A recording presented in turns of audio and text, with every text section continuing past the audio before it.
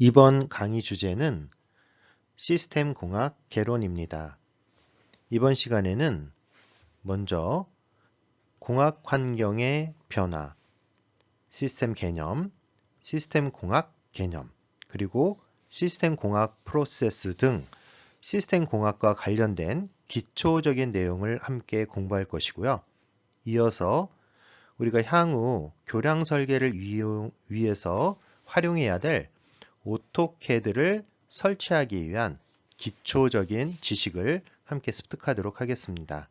그리고 마지막으로 기업가 정신과 창의적 사고방식과 관련이 있는 앙트레프레너라는 제목을 가진 동영상을 함께 살펴보도록 하겠습니다.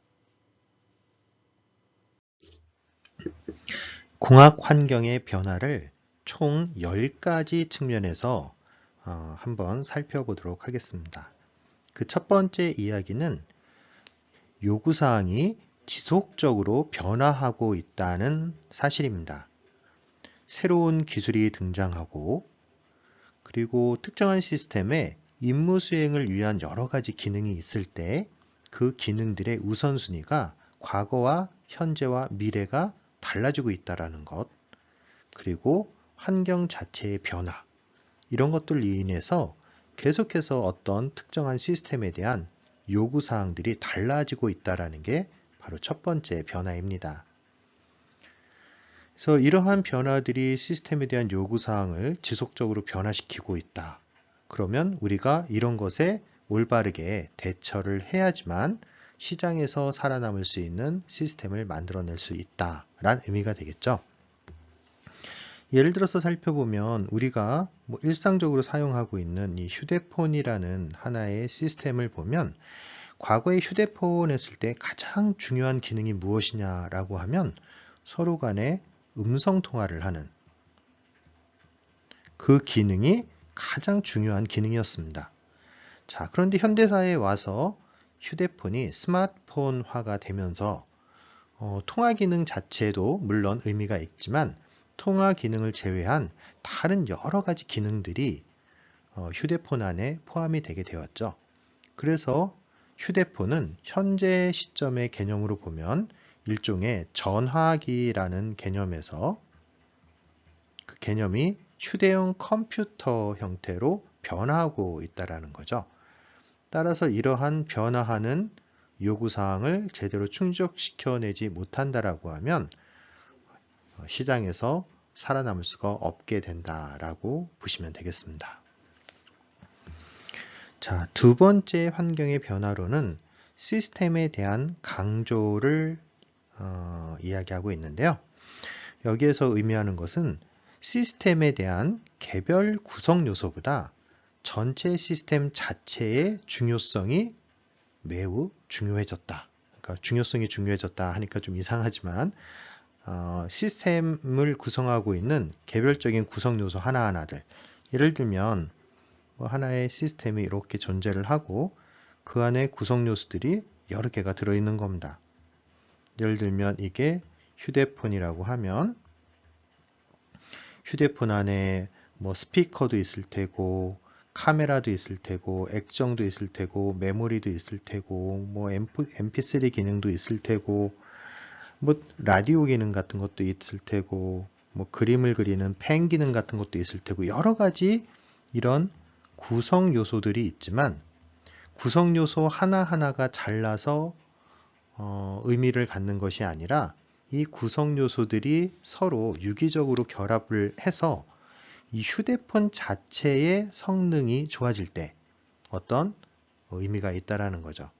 바로 이런 의미에서 시스템에 대한 개별 구성 요소보다 전체 시스템 자체의 중요성을 강조하고 있다라고 이야기를 하는 것입니다.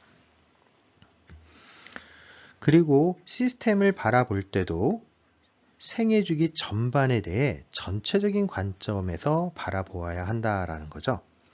예를 들면 휴대폰을 갖다가 처음에 구입했던 시점하고 그리고 사용하는 시점 그리고 향후에 폐기하는 시점이 있다라고 하면 기본적으로 우리가 뭐 구입 가격 이런 것들만 따져서 어떤 휴대폰을 선택하기보다는 이후에 사용하는 데 들어가는 비용, 예를 들어서 액정이 깨졌을 때 그 액정을 갖다가 수리하는 데 들어가는 비용, 뭐 이런 유지보수 비용 같은 것들 있잖아요. 그런 것들, 그리고 나중에 폐기할 때, 뭐 예를 들면 중고로 처분을 한다라고 하면 중고 휴대폰의 가격, 뭐 이런 것들을 종합적으로 생각을 해서 단순히 이런 구입 시점의 요소들만 고려하는 것이 아니라 전체 생애 주기에서 발생할 수 있는 모든 문제점들을 또는 비용을 함께 고려해서 의사결정을 해야 되겠다라는 의미가 바로 시스템에 대한 강조 부분입니다. 자, 개별 기능들이 조화를 이루어 시스템의 요구사항을 효율적이고 효과적으로 수행하고 있는지를 살펴봐야 한다. 그러니까 어떤 최적화의 입장에서 봤을 때는 부분 최적화가 아니라 전체를 최적화하는 개념이 필요하다라는 거죠. 그래서 부분 최적화에 대응이 되는 건 바로 구성 요소가 되겠고요. 전체의 최적화는 시스템을 의미를 하는 거죠. 바로 이놈이 부분이 되는 거고 이게 전체가 되는 것입니다. 자, 세 번째 환경의 변화는 신기술 출현에 따른 시스템 복잡도 증가라고 키워드를 잡고 있는데요. 자, 계속해서 우리가 시스템을 사용하는 중에도 새로운 기술들이 끊임없이 개발되고 시장에 등장하고 있다는 거예요. 따라서 기존 시스템을 그대로 사용하는 것이 아니라 기존 시스템에 새롭게 출현한 기술들을 도입을 해서 업그레이드를 해가지고 우리 시스템의 성능을 높여서 사용을 할 수 있어야 될 텐데 이때 기존 시스템에 새로운 기술들, 신기술들을 도입하는 그 과정에서 노력이 많이 들어가면 안 된다라는 거예요. 즉 기존 시스템에 약간만 좀 변형을 하면 새로운 기술들, 새로운 성능들을 바로 사용할 수 있게끔. 자, 이건 뭐 예를 들면 우리가 PC 같은 것들을 우리가 이제 사용을 한다라고 하면 이 PC 안에 보면 기본이 되는 게 메인보드고 메인보드 안에 보면은 이 CPU 칩이 있죠. 그래서 뭐 예를 들면 시장에 처음에 인텔에 i3 칩이 있었는데 어느 날 i5 칩이 나오고 뭐 i7이 나오고 i9 칩이 나왔다. 근데 이럴 때마다 우리가 새롭게 컴퓨터를 교체를 하는 거는 너무나도 비용이 많이 드는 일이기 때문에 예를 들면 여기에 CPU 안에 들어가는 이 슬롯에 CPU만 빼서 예를 들면 i7을 빼내고 i5를 집어넣을 수 있게끔 애초부터 설계를 했다라고 하면 아주 손쉽게 기존 시스템을 우리가 업그레이드 할 수 있게 되겠죠. 따라서 시스템을 설계를 할 때 기존의 체제를 크게 무너뜨리지 않은 채 새롭게 출현한 기술을 쉽게 또 효율적으로 도입해서 적용할 수 있는 그런 시스템들을 만들어내야 되겠다라는 겁니다. 뒤에 가서 또 한번 언급이 되겠지만 오픈 아키텍처 형태, 표준을 준수하는 오픈 아키텍처 형태로 만들어준다라고 하면 이러한 시스템 업그레이드 부분, 신기술을 기존 시스템에 도입하는 과정이 상대적으로 매우 용이하게 이루어질 수 있는 것입니다.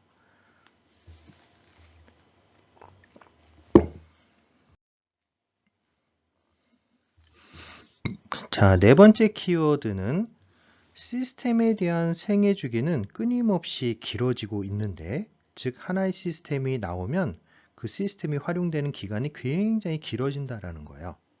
근데 반면에 그 시스템에서 사용하고 있는 기술의 생애 주기는 단축되고 있다는 거죠. 즉 새로운 기술은 끊임없이 아주 빠른 속도로 등장을 하고 있다는 거예요. 그래서 시스템의 생애 주기는 지속적으로 연장, 해당 시스템에서 사용 중인 기술의 생애 주기는 지속적으로 단축이라는 키워드가 현대 사회를 바라보는 공학 환경의 변화의 키워드가 될 수 있었던 거죠. 자, 따라서 이러한 환경에서는 시스템이 새롭게 출현한 기술을 아주 쉽게 받아들일 수 있어야 된다는 겁니다. 따라서 조금 전에 말씀드렸다시피 기존 시스템에 새로운 기술을 적용할 때 이러한 것을 아주 쉽게 해줄 수 있는, 즉 시스템의 업그레이드를 쉽게 해줄 수 있는 구조인 개방형 아키텍처를 유지하는 것이 매우 중요하다는 것을 의미합니다. 또한 이런 개방형 아키텍처를 유지한다는 건 결국 국제적으로 통용되고 있는 표준을 따르는 것이 새로운 제품을 만들어낼 때 반드시 지켜야 하는 그런 필수 조건이라는 것을 의미하기도 하는 것이죠. 자, 다섯 번째 공학 환경의 변화 키워드로는 기성품, Commercial Off the Shelf라고 불리는 COTS 라고 약자를 부르기도 하죠.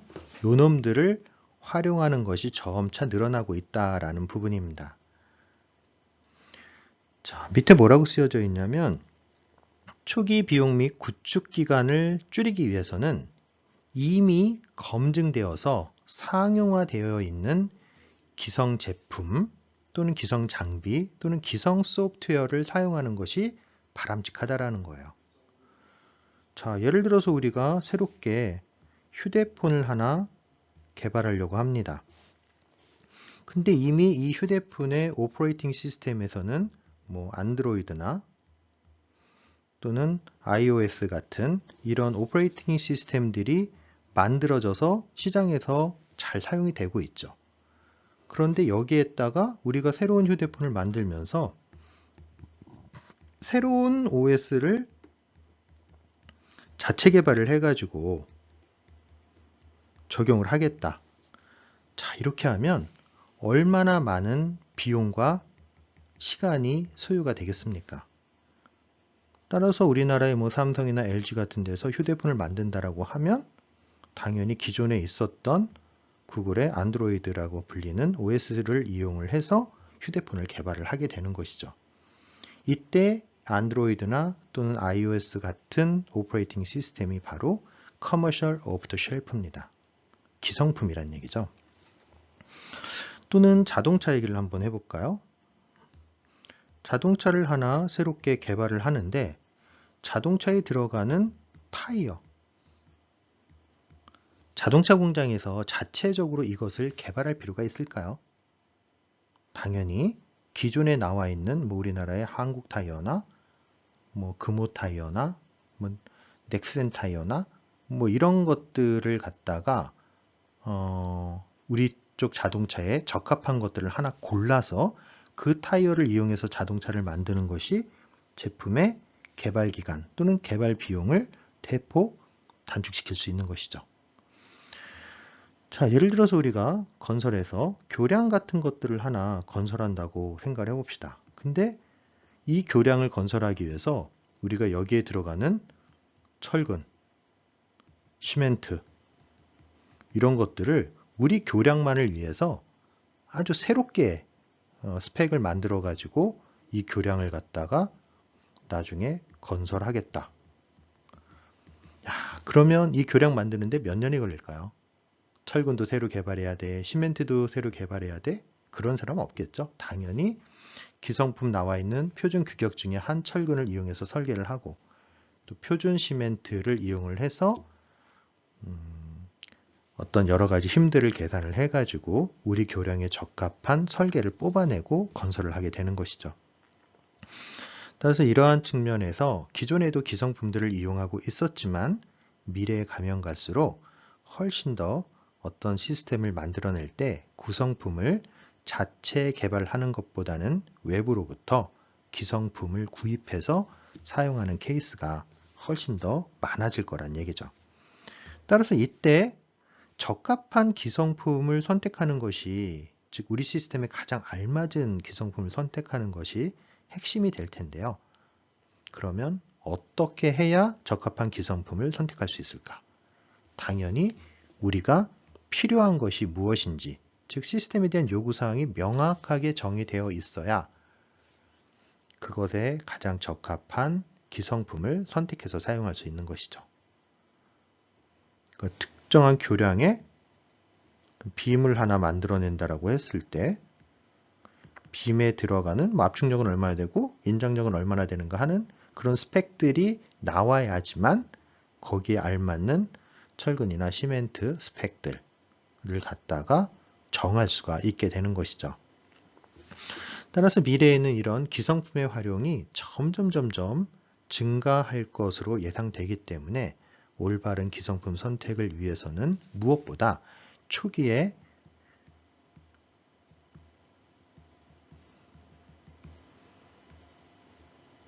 명확한 요구사항을 정의하는 것이 가장 중요한 일이다 라고 이야기할 수 있는 것입니다. 자, 여섯 번째네요. 키워드는 세계화 추세의 가속화입니다. 자, 계속해서 세계화, 글로벌화가 되고 있고 이로 인해서 국가 간의 상호 의존성은 지속적으로 증대를 하고 있습니다. 즉, 어떤 하나의 나라가 자체적으로 존립할 수 없다라는 거죠. 다른 나라의 도움 없이는 제품 생산도 어떤 서비스의 제공도 불가능한 시대에 왔다라는 겁니다. 따라서 이런 세계화 추세에 우리가 적응해내기 위해서는 신속한 통신 시스템이나 또는 신속한 포장 및 수송, 그리고 신속한 조달을 위한 전자상거래 같은 것들 우리가 대응해낼 수 있어야 되겠죠. 그리고 결국 이런 세계화는 전 세계의 시장을 단일 시장으로 바꿔가고 있습니다. 그래서 화폐도 통합화가 돼서 유럽 같은 데는 유로화라고 하는 통합화폐가 유통이 되고 있죠. 교육 같은 경우에도 코스모페디아라고 해서 이 단어는 코스모스, 우주를 뜻하는 코스모스와 인클로피디아라는 백과사전을 의미하는 단어가 합성이 돼서 있는 건데요. 그러니까 말 그대로 우주의 백과사전이니 얼마나 많은 지식들이 들어가 있는 거겠습니까? 최근에 미래학자들에 의해서 소개된 지구촌 지식 집합체라는 의미로 코스모페디아라는 걸 만들어내고 누구든 지식이 필요한 사람들은 이 코스모페디아에 접근을 하면 내가 필요한 교육 컨텐츠를 제공받을 수 있는 그러한 형태로 미래 이미지를 담고 있다라는 거죠. 자, 문화 같은 경우에는 전 세계 헐리우드 영화가 분포되어 있는 것처럼 미국에서 마블 시리즈 같은 걸 하나 만들면 그게 전 세계 100개의 나라가 넘는 데에서 동시에 개봉이 되고 이런 일들이 벌어진다는 거죠. 결국 세계화가 지속적으로 지금까지 이루어져 왔고 이를 통해서 전 세계가 마치 하나의 유기체처럼 움직이는 그런 시대가 왔다라는 거죠.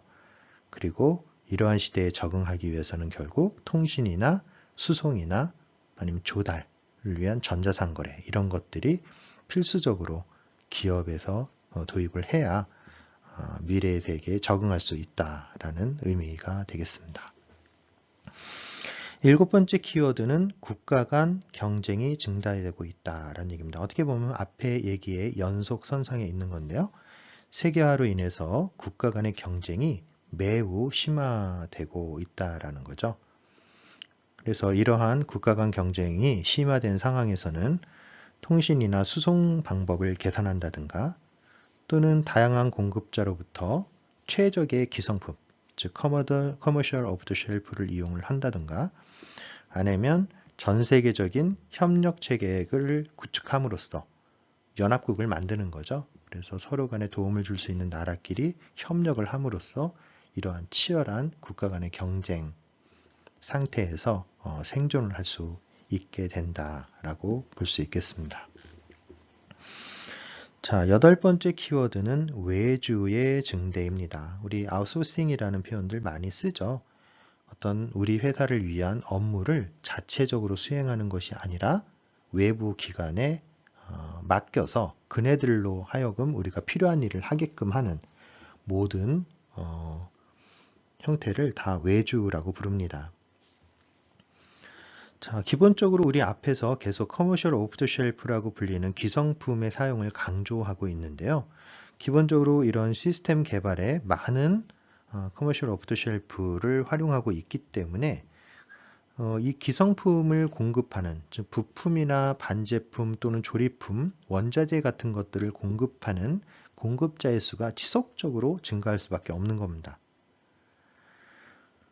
자, 이렇게 기성품을 공급하는 공급자가 늘어난다는 얘기는 만약에 시스템에 요구사항이 명확하게 정의되어 있지 않다라고 하면 개별 구성 요소를 개발하는 사람들이 도대체 어떻게 구성 요소를 만드는 것이 전체 시스템을 위해서 최적일까 하는 것들을 명확하게 정의할 수 없기 때문에 나중에 이런 식으로 제품이 만들어지면 최종 시스템의 성능이 그리 높지 않을 수 있다는 거예요.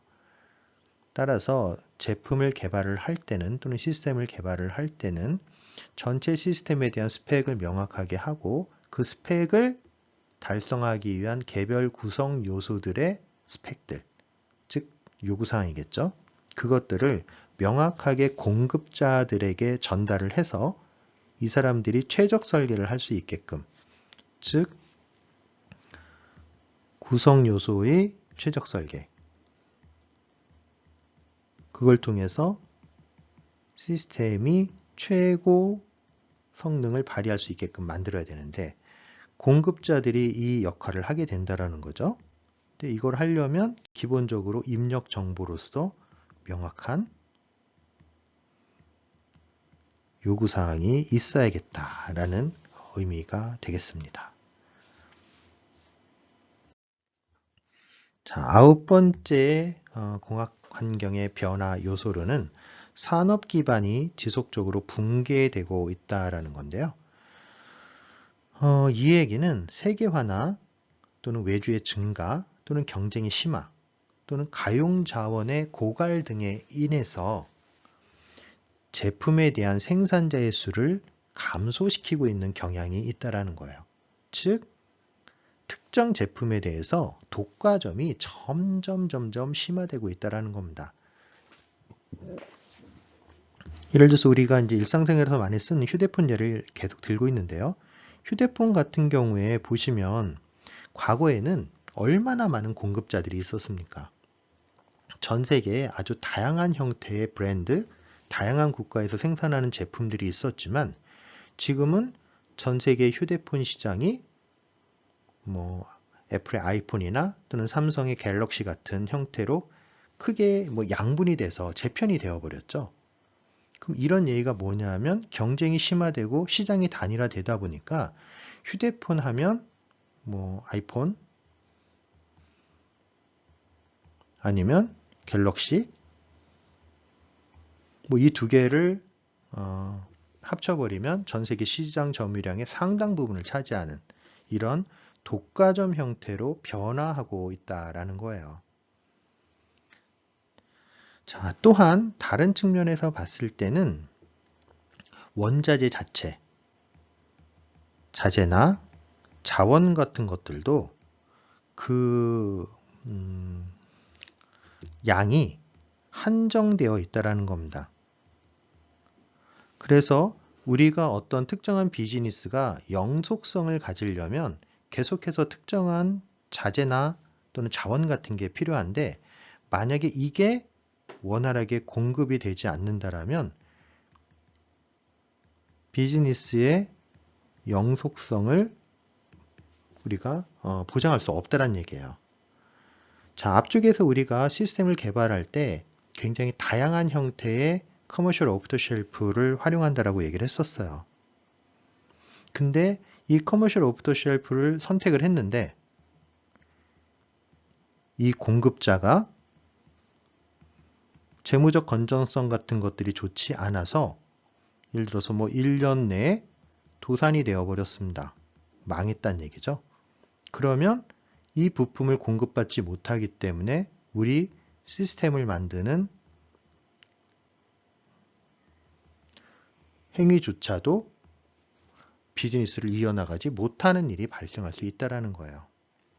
따라서 시스템을 개발할 때 이런 커머셜 오프 더 쉘프 같은 것들을 활용한다면 그 부품 공급책이 아주 원활한 공급이 가능한 신뢰도가 높은 그런 공급자를 선정하는 것이 중요하다라고 이야기할 수 있겠습니다.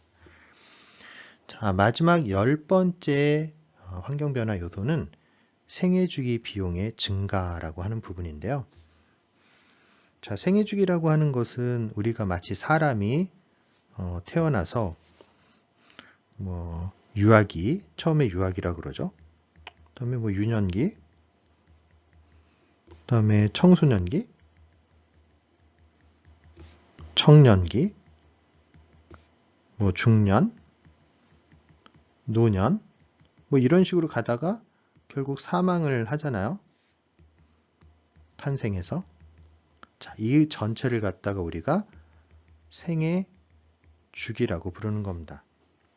그리고 생애 주기 비용이라고 하면 여기다가 다 비용을 붙이면 되는 거예요. 이 기간 동안에 발생한 비용, 이때 발생한 비용 다 구분을 지어서 볼 수 있다라는 거죠. 그래서 이 비용을 모두 합산하면 바로 생애 주기 비용이 되는 겁니다. 그래서 시스템에도 똑같이 하나의 시스템이 태어나서 완전히 그 수명을 다할 때까지의 기간이 있는데 그 기간을 시스템에 대한 생애 주기라고 부르고 처음에 탄생을 시스템의 획득이라고 부릅니다. 어떻게 보면 우리의 시스템의 구입 가격 같은 거 같은 측면이죠. 아니면 최초에 우리가 직접 했다 그러면 구축 비용 같은 것들, 건설로 본다 그러면 초기에 건설 비용 같은 것들이 획득 비용에 속하는 거고요. 그래서 그런 거에 대해서는 굉장히 비용을 줄이려고 노력을 많이 한다라는 거예요.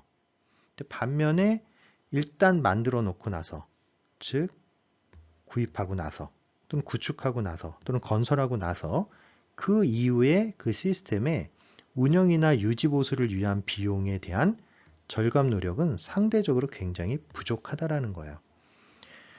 자, 생애 비용을 고려를 한다라는 건 단순히 이 전체 생애 주기 정에 어떤 특정한 기간의 비용을 최소화하는 것이 아니라 이 비용의 전체 생애 주기의 비용을 최소화하는 것이 중요하다라는 의미가 되기 때문에 단순히 구입에만 신경을 쓰거나 구축에만 신경을 쓰거나 건설이나 이런 거에만 신경을 쓰다 보면 뒤쪽에 이 부분에 해당하는 유지 보수 부분에서 또는 운영비 측면에서 굉장히 손해를 볼 가능성이 높아진다라는 거예요.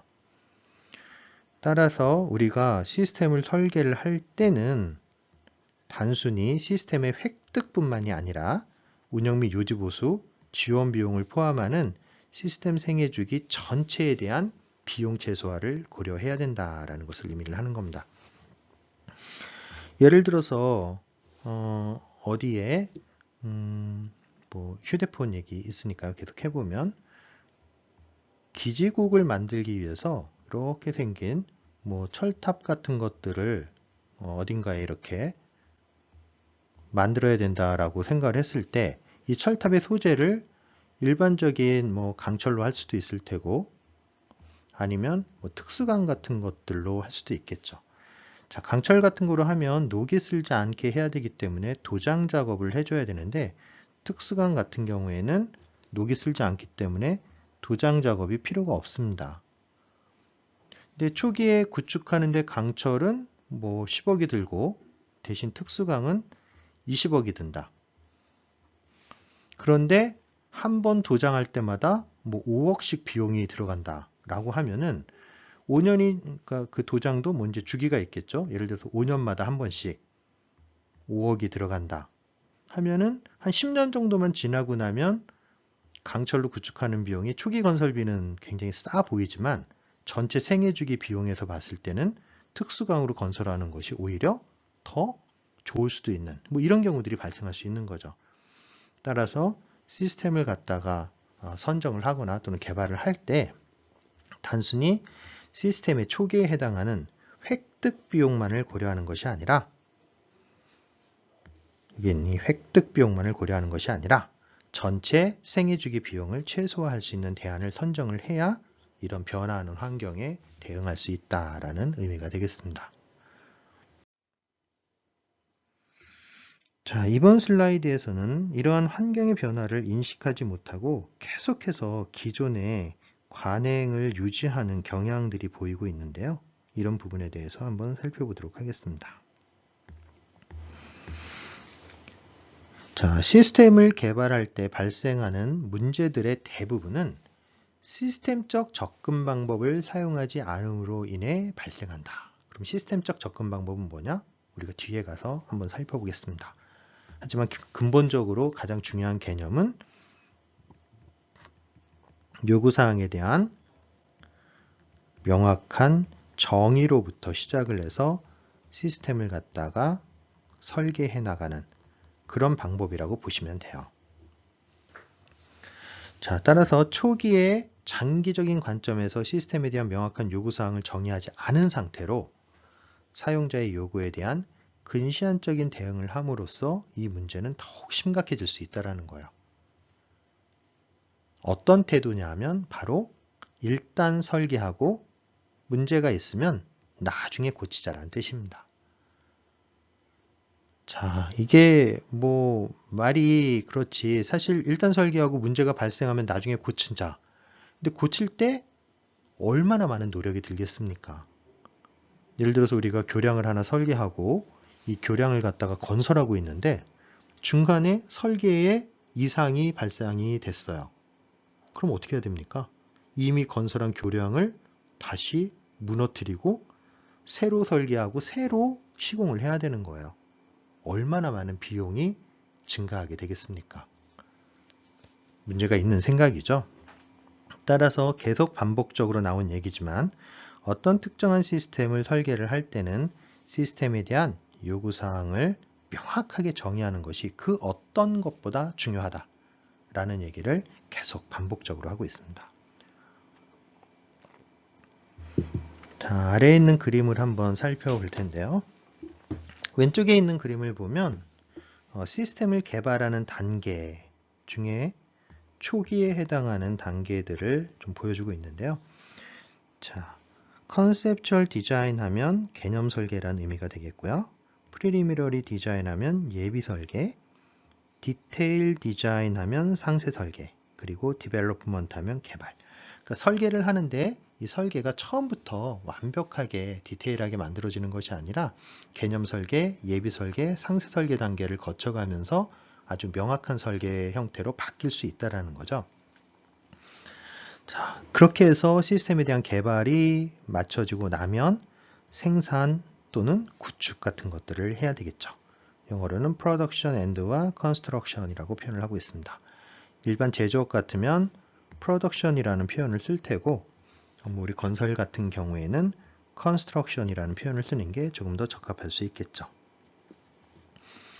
자, 그리고 세로 축에는 무엇이 표시되어 있냐면 설계 변경으로 인해서 발생하는 비용들을 보여주고 있습니다.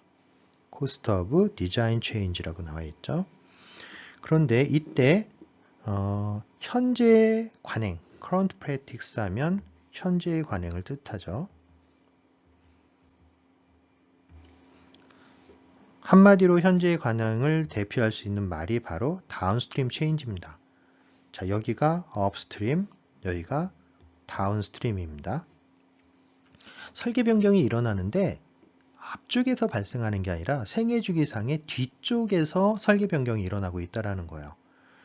그래서 그래프를 보면 이런 형태의 그래프를 갖는데 이 얘기는 전체적으로 설계 변경으로 인해서 발생하는 비용이 주로 여기에 집중되어 있다는 거예요. 즉 개발과 생산 단계에서. 이 얘기는 뭐냐면 설계 그냥 대충 하고 실제 개발하고 생산 및 구축하다 보니까 문제가 생겨서 설계 변경이 발생을 하고 그거로 인해서 엄청난 비용이 발생하고 있다라는 것을 그림으로서 보여주고 있는 거죠. 즉 일단 설계하고 문제가 있으면 나중에 고치자라는 생각 때문에 이런 일들이 벌어지고 있다고 보시면 되는 겁니다. 자, 그러면 바람직한 건 뭐냐?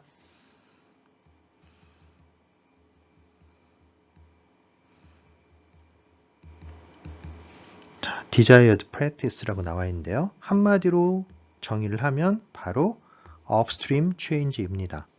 즉 우리가 뭐 완벽한 사람이 아니다 보니까 시스템을 원샷에 완벽하게 만들어내진 못할 거예요. 따라서 어느 정도의 설계 변경은 발생을 하는데 그렇게 발생하는 설계는 언제?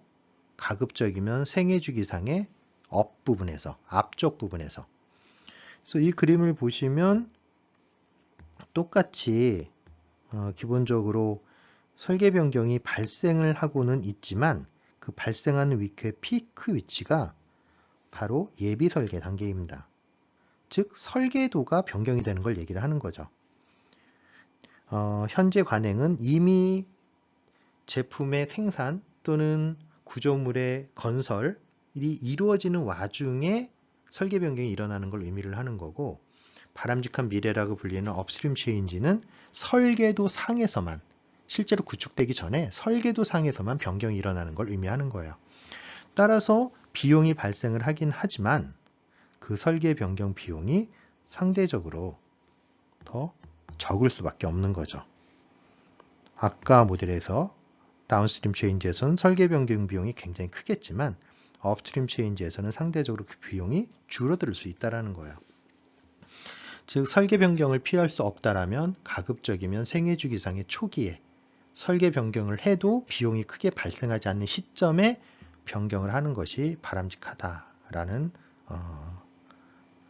내용을 설명하기 위한 그림이라고 보시면 되겠습니다.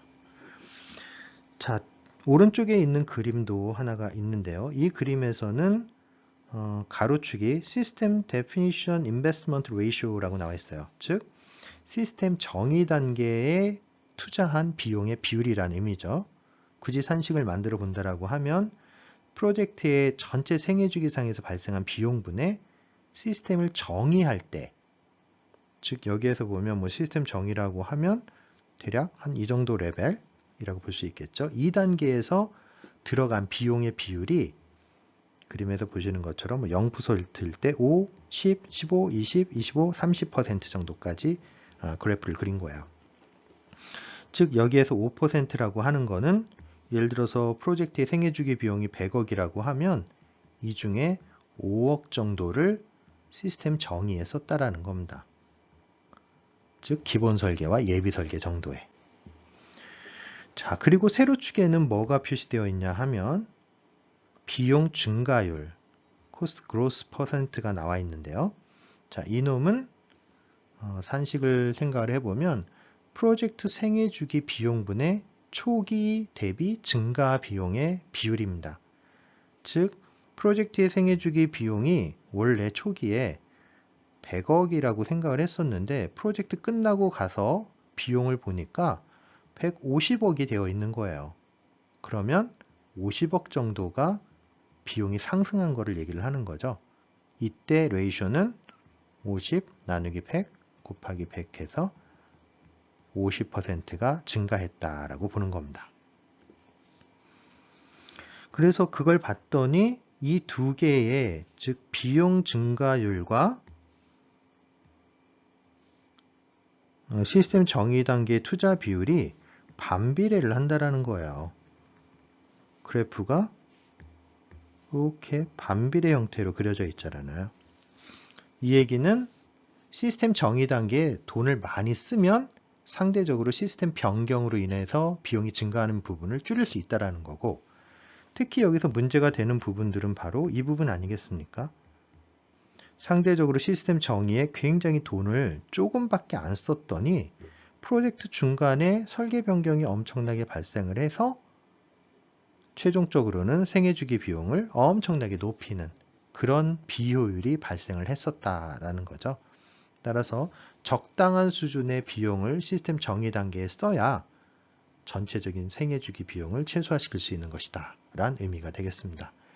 즉 초기에 명확하게 요구사항을 정의하고 설계를 명확하게 한 후에 제작에 들어가는 것이 전체적인 프로젝트에 들어가는 시간과 노력의 비용을 최소화시킬 수 있다. 이런 의미로서 아래의 두 그림을 해석할 수 있겠습니다. 이번 슬라이드에서는 시스템의 개념에 대해서 살펴보도록 하겠습니다. 시스템이라는 단어는 우리에게 너무나도 익숙한 단어죠. 영어로는 이렇게 쓰는데 시스템이란 단어는 아주 고대 그리스 시대부터 있었던 단어라고 합니다. 그래서 그리스어에 보면 시스티마라고 불리는 단어가 있는데 이 단어의 의미는 영어로 표현하면 organized whole이라고 표현을 하는데 하나로 조직화되어 있는 전체를 뜻하는 의미로 시스테마라는 단어가 사용이 되었다라고 해요. 그러던 단어가 현대 영어로 오면서 시스템이란 단어로 이렇게 진화를 했던 거죠. 그래서 이러한 시스템이라고 하는 건 기본적으로 몇 가지 특성을 가지고 있는데요. 그 특성들을 좀 살펴보면 시스템은 인력, 원자재, 장비, 소프트웨어, 데이터 등 다양한 자원들의 복합적인 조합이다라고 얘기를 하고 있습니다.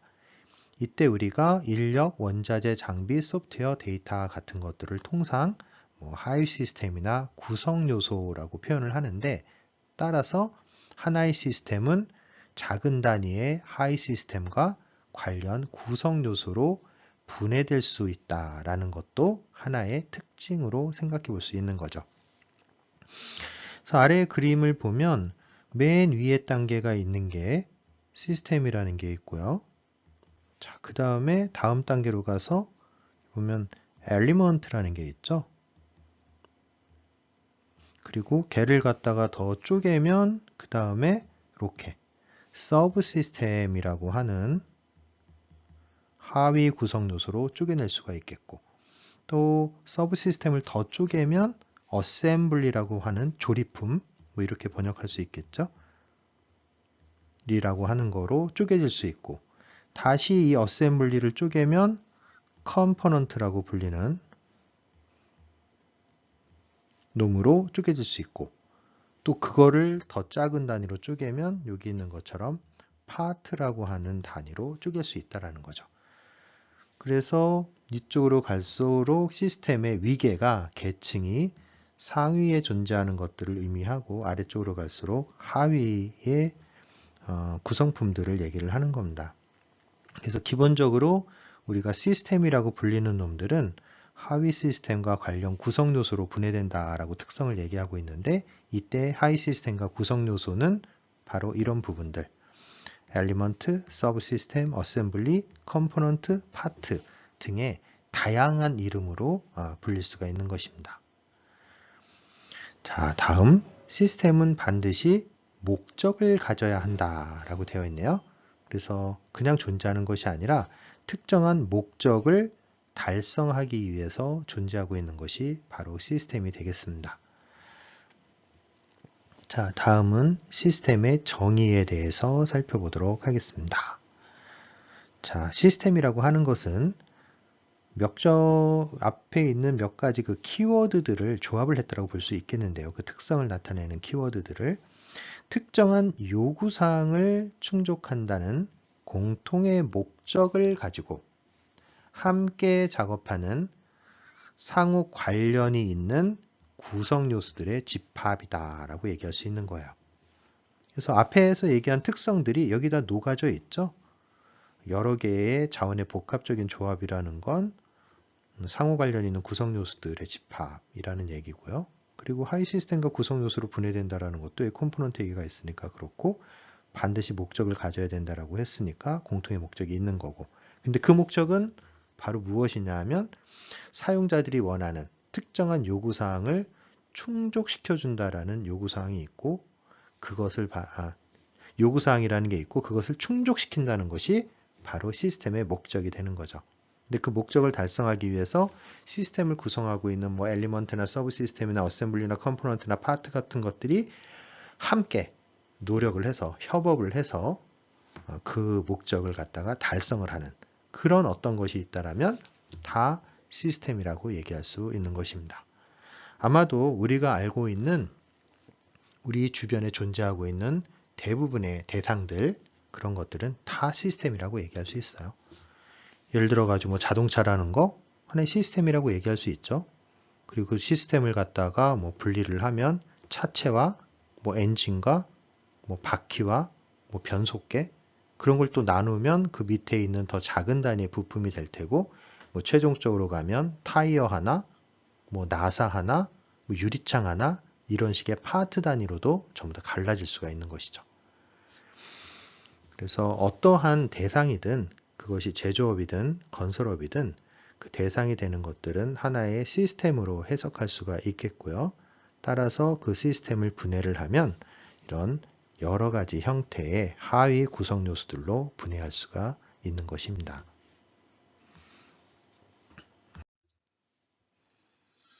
자, 이런 시스템을 좀 몇 가지 측면에서 구분을 해보면 자연 시스템과 인공 시스템으로 구별해 볼 수 있을 텐데요. 뭐 자연 시스템 하면은 예를 들면 뭐 강, 산, 뭐 이런 게 대표적인 자연 시스템이죠. 우리의 사람의 손이 닿지 않고 원래부터 존재하고 운영되고 있었던 시스템들이죠. 반면에 인공 시스템 하면 뭐 우리가 알고 있는 뭐 공장이라든가 아니면 뭐 건설 현장에 있는 뭐 교량 뭐 이런 것들 다 인공 시스템입니다. 우리가 지금 다니고 있는 학교 이런 것도 다 인공 시스템이죠. 자, 물리적 시스템과 개념적 시스템이라고 하면 물리적이라는 거는 실제 존재를 한다라는 거고요. 반면에 개념적이라는 건 우리 머릿속에서 존재를 하고 있는 것들을 의미를 하죠. 그래서 물리적 시스템이라고 하는 건 우리 눈에 보이는 모든 시스템들이 되겠고요. 예를 들면 뭐 휴대폰 같은 거. 반면에 개념적 시스템 하면 무슨 뭐 철학 같은 거 있잖아요. 또는 뭐 종교 이런 것도 나름 체계를 가지고 존재를 하지만 눈에 보이는 물건의 형태로 존재를 하는 건 아니죠. 그런 게 일종의 개념적 시스템이라고 볼 수 있겠습니다. 그리고 실제로 우리가 뭐 휴대폰 같은 걸 놓고 보더라도 예를 들어서 실물 휴대폰은 물리적 시스템이라고 하면 예를 들어가지고 스티브 잡스가 아이폰을 만들어내기 위해서 머릿속으로 그 개념을 계속 생각하고 고민을 했었다. 즉, 뭐 아이폰의 개념 이런 것들은 일종의 실현되기 전에 아이디어 측면이었을 때는 개념적 시스템이라고 얘기할 수 있는 거죠. 자, 그 다음에 폐쇄형 시스템과 개방형 시스템. 폐쇄형 시스템이라고 하면 외부와의 인터페이스가 전혀 없는 그런 시스템을 의미를 하는 거고, 개방형 시스템이라고 하는 건 시스템과 그 시스템을 둘러싸고 있는 외부 환경과 서로 인터랙션이 있는 상호작용이 있는 경우를 의미를 하는 거죠. 뭐 이 세상에 어떤 시스템이든 외부 환경과 완전히 분리되어서 폐쇄되어서 있는 시스템은 거의 없겠지만, 뭐 예를 들면 뭐 북한과 같은 국가가 외부 세계와 특별히 교류를 많이 하지 않는다. 그러면 개방형보다는 폐쇄형 시스템에 가깝다. 뭐 이 정도로는 얘기할 수 있는 것 같아요. 자, 다음에 정적 시스템과 동적 시스템이 있다. 라고 하면 정적 시스템은 움직임이 없는 거죠. 반면에 동적 시스템은 움직임이 있는 것을 의미를 하는 겁니다. 예를 들면 어딘가에 뭐 교량 같은 거를 하나 건설을 했다라고 하면 그 교량 자체에는 뭐 움직임이 없잖아요. 근데 뭐 사실 이것도 엄밀히 따져보면 미세하게 진동을 하고 움직이고 있기 때문에 완벽한 의미의 정적 시스템이라는 건 사실 존재하지 않는 거죠. 하지만 교량 시스템을 정적이냐 동적이냐라고 한번 구분을 해보라고 하면 아무래도 동적보다는 정적 시스템에 조금 더 뭐 가깝다. 그러니까 스트럭처는 존재하지만 오퍼레이션이 없는. 반면에 뭐 동적 시스템 같은 거는 예를 들면 뭐 자동차 분명한 개 스트럭처와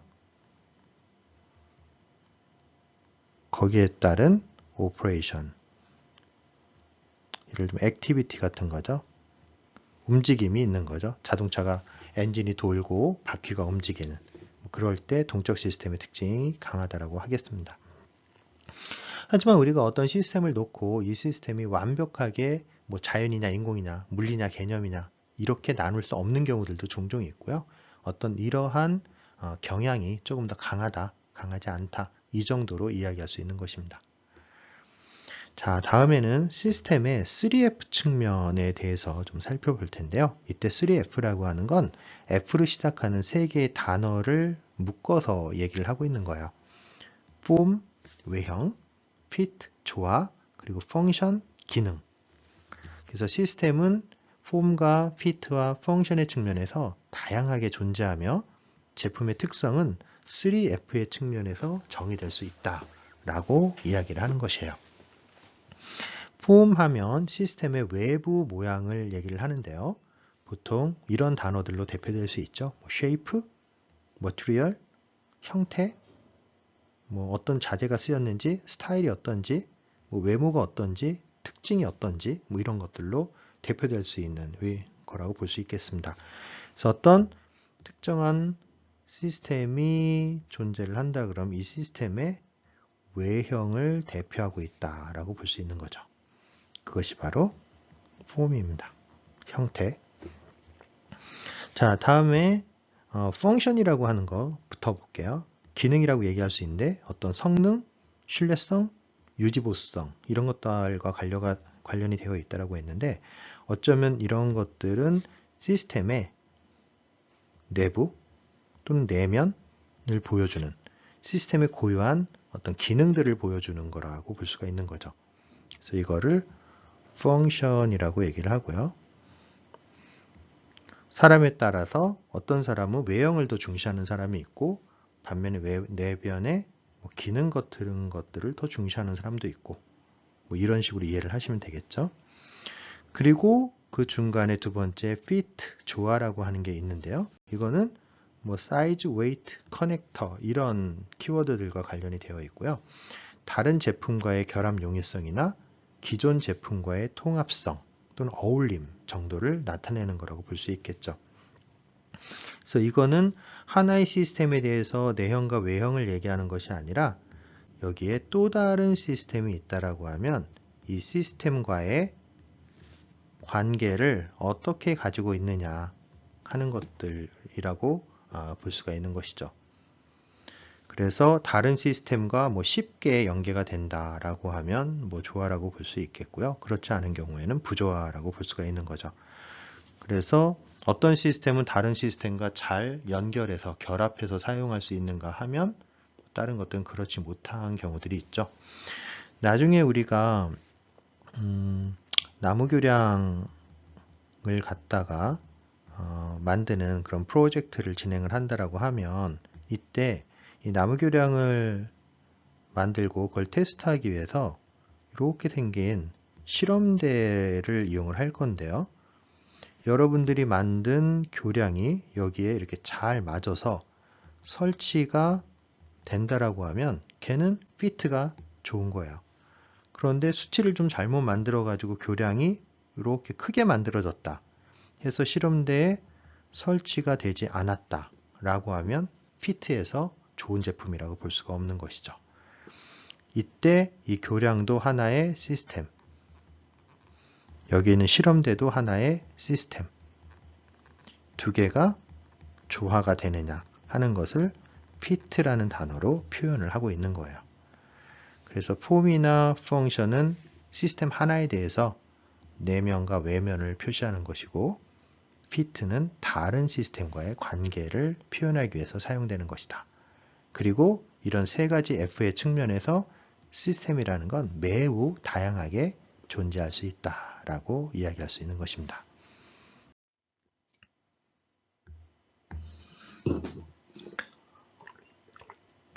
자, 시스템 생애주기에 대해서 좀 살펴볼게요. 자, 시스템 생애주기라 함은 시스템에 대한 요구사항 정의로부터 시스템의 폐기에 이르는 모든 활동을 포함을 합니다. 아래 그림에서 보시면 요구사항 정의하고 설계 및 개발하고 생산 및 구축하고 운영 및 유지 보수하고 향후에 폐기에 이르는 전 과정을 하나의 생애주기다라고 표현하고 있는 겁니다. 그리고 이때 생애주기상의 후 단계로부터 전 단계 쪽으로 정보의 이동 또는 어떤 통제 이런 것들이 있을 수 있는데요. 이때 그런 행위들을 우리가 피드백이라는 단어를 이용해서 표현을 하죠. 한국말로는 개환이라는 표현을 쓰기도 하죠.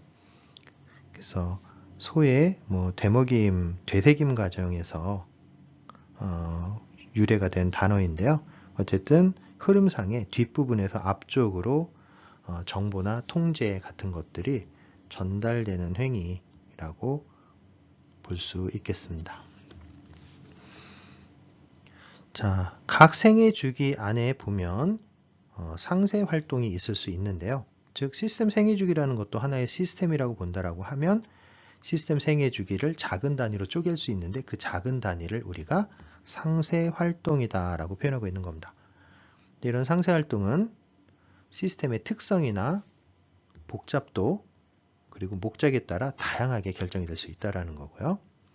시스템 차원의 이슈를 분석할 때는 개별 활동이 아닌, 즉 개별 구성 요소들이 아닌 전체 시스템, 즉 전체 생애 주기를 대상으로 분석을 해야 된다라는 것이죠.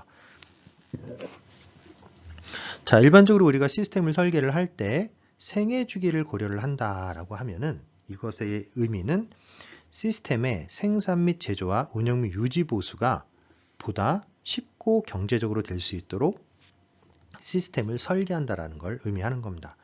즉 생산과 구축, 운영 및 유지 보수 이런 것들이 어떻게 하면 조금 더 쉽게 그리고 돈이 덜 들게 운영이 될 수 있을까라고 바로 요구사항 정의부터 시스템 개발 단계로부터 고민을 하는 행위 이런 것들이 바로 시스템을 설계를 할 때 생애 주기를 고려를 한다. 즉 설계할 때 나중에 생산이 되고 운영이 되는 이 시점에 얼마나 많은 비용이 발생할 것인가 하는 것들을 미리 고려를 해서 결국 궁극적으로는 전체 생애주기 비용이 어떻게 최소화될 수 있도록 시스템을 설계하는 행위 이런 것들을 생애주기를 고려한 시스템 설계라고 이야기하고 있는 것입니다.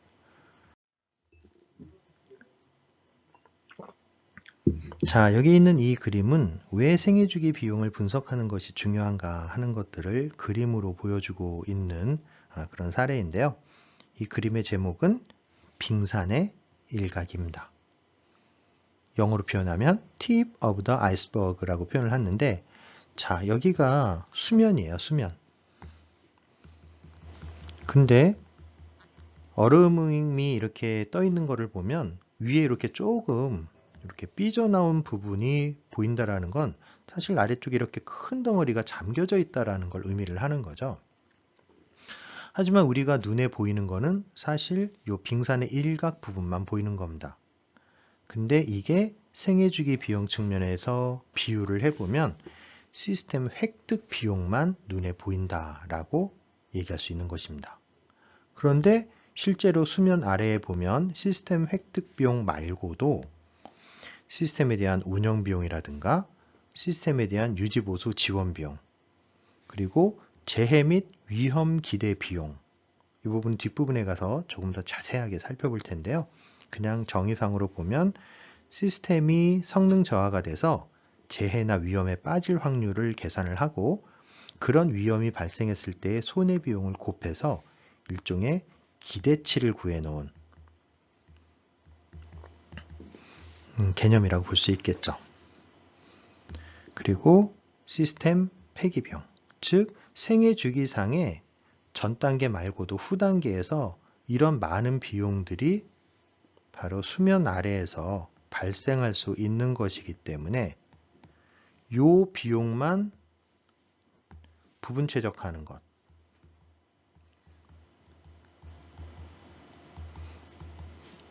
전체를 다 포함해서 전체를 최소화하는 것. 자, 어떤 방법이 맞겠냐는 거죠.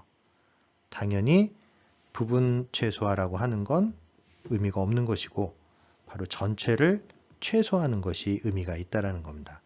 따라서 시스템의 획득 비용만을 단순히 비교하는 것이 아니라 전체 생애주기 비용을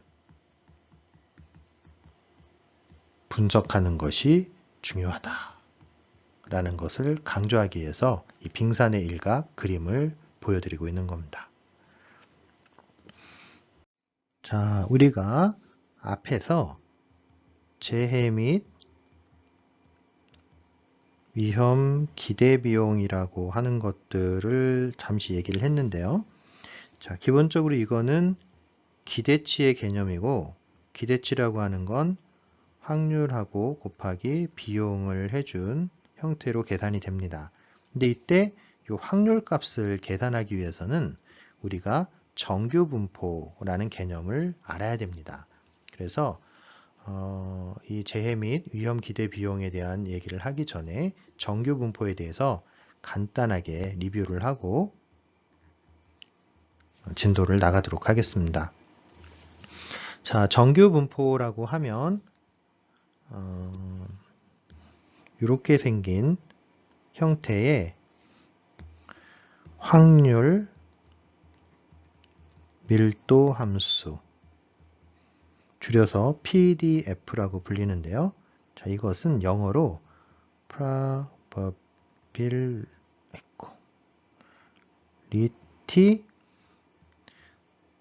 density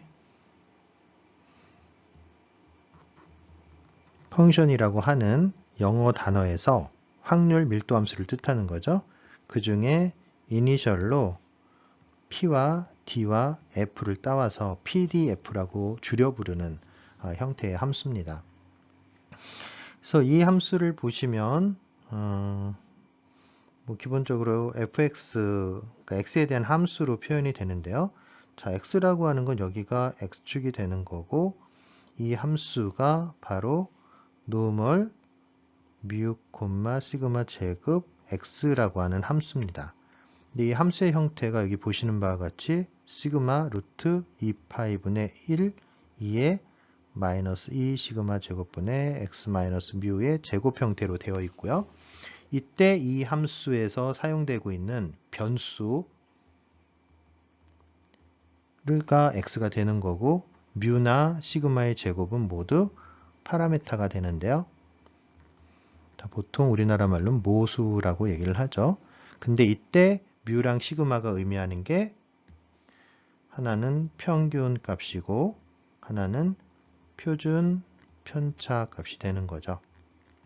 따라서 x에 대한 함수 정규 분포는 뮤 값이 어떠느냐 또는 시그마가 어떠냐에 따라 가지고 분포의 모양이 결정이 되는데, 보통 이 뮤라고 하는 평균은 중심이 어디인지를 알려주는, 즉 위치를 알려주는 파라미터가 되는 거고요. 시그마의 제곱은 폭이 얼마나 되는지 하는 것들을 나타내주는 변수가 되는 겁니다. 그래서 중심이 어떻게 되냐는 건 좌우로 어떻게 움직이느냐 하는 걸 얘기를 하는 거고, 폭은 얼마나 얘가 넓은가 아니면 좁은가를 나타내주는 파라미터가 되는 거예요. 자, 예를 들어서 어떤 집단의 키의 분포가 노멀 170,5의 제곱 이때 이 n이라고 하는 건 정규 분포를 나타내기 위한 거고요.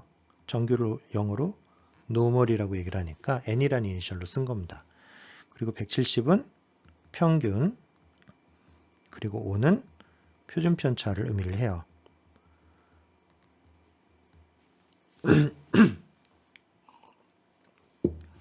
따라서 노멀 170,5의 제곱 이렇게 표현을 하면 평균이 170이고 표준 편차가 5인 정규 분포를 의미하게 되는 겁니다.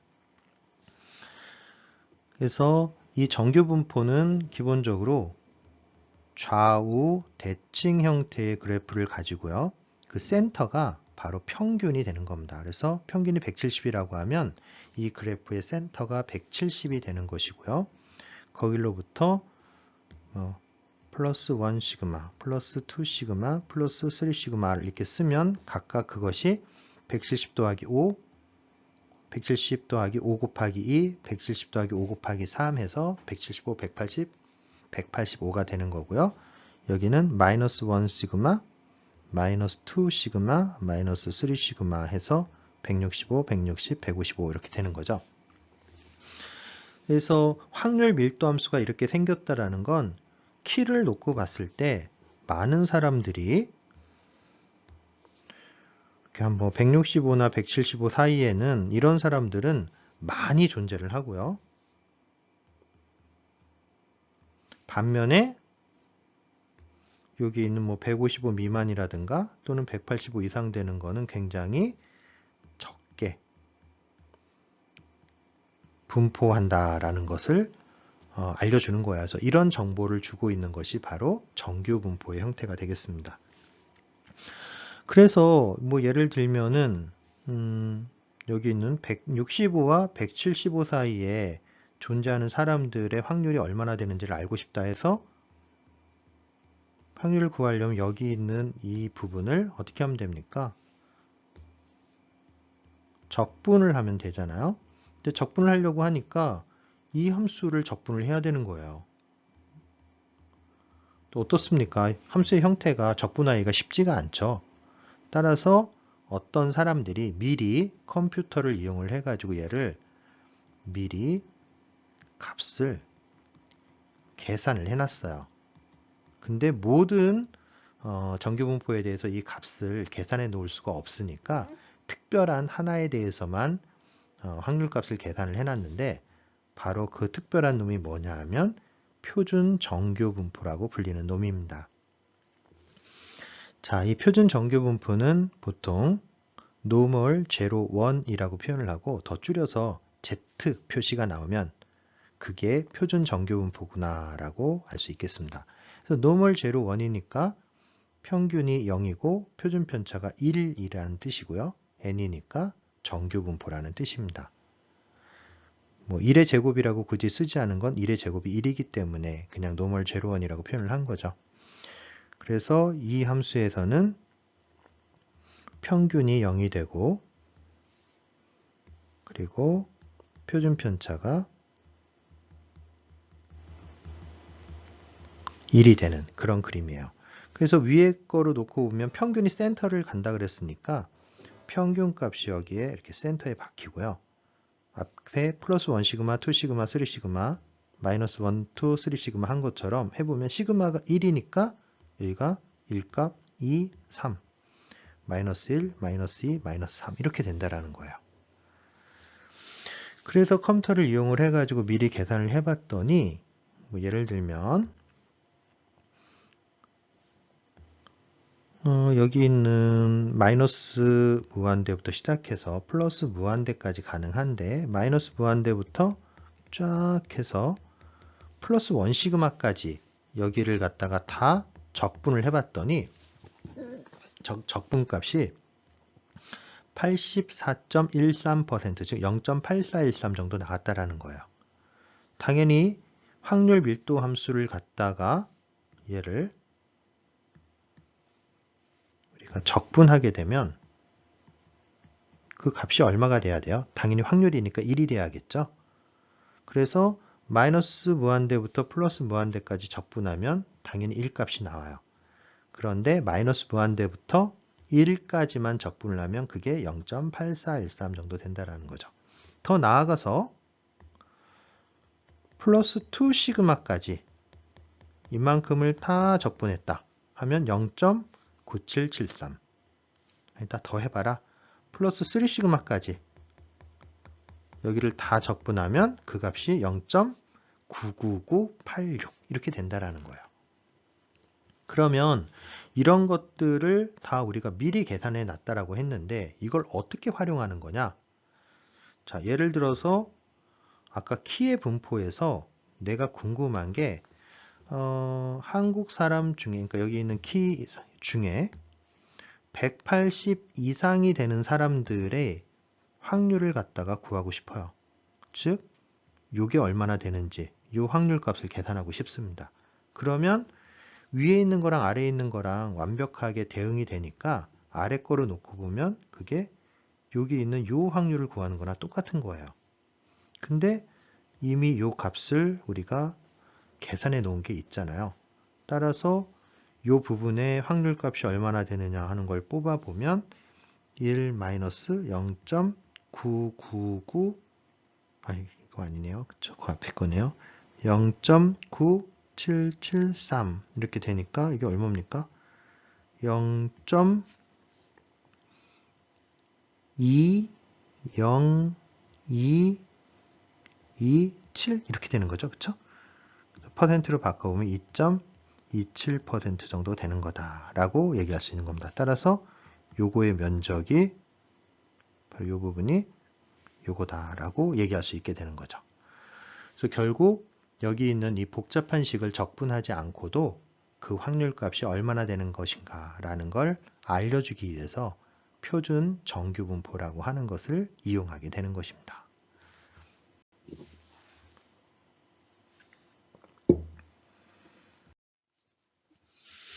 자, 그렇게 미리 계산한 값을 표로 제공을 하고 있는데 그 표의 제목이 바로 표준 정규 분포 표라고 하는 놈이에요. 그래서 이 표는 어떻게 구성이 되어 있냐 하면 여기 있는 0.00부터 0.09까지 여기는 0.00부터 2.9까지 이렇게 표현을 하고 이 값들이 의미하는 게 뭐냐 하면 바로 G값입니다. G는 여기 있는 이 축을 얘기를 하는 거죠. 여기 보이네요. 그렇죠? 여기도 써놨네요. 그리고 이때 가운데의 값을 다양하게 이렇게 표현을 해놨는데요. 이 값들의 의미는 확률 값이 되는 거예요. 쉽게 말해서 PDF에 대한 적분값이 여기에 표현이 되어 있는 겁니다. 그래서 예를 들어 가지고 내가 요 안이 95%가 되는 G값을 하나 찾고 싶다 하면은 나보다 키 큰 사람이 아까 거로 놓고 보면은 나보다 키 큰 사람이 여기가 몇 %라는 얘기예요? 5%가 되는 그러니까 내가 상위 5%가 되려면 키가 얼마나 되는지를 알고 싶은 거죠.